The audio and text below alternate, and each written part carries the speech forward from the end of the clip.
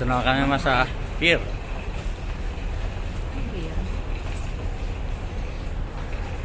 Tama na.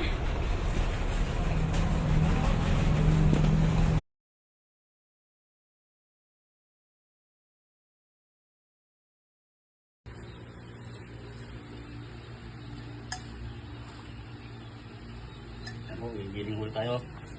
Ang ating pampatuka sa manok. Yan ho, yung ating mga pampatuka sa manok. Maganda ho ang kakagiling. Maliliit ho. Yan. Sino natin. Yun. Ito kaya sa konti.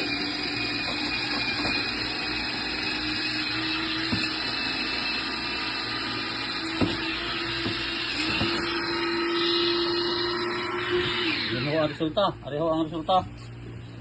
Bubuksan na ho. Yun. Oh, ang ganda ho ng pagkakagiling. Yan ho. Oh. Para ho sa mga manok. Yan. Yan ho. Ito kaya ho ng manok yan.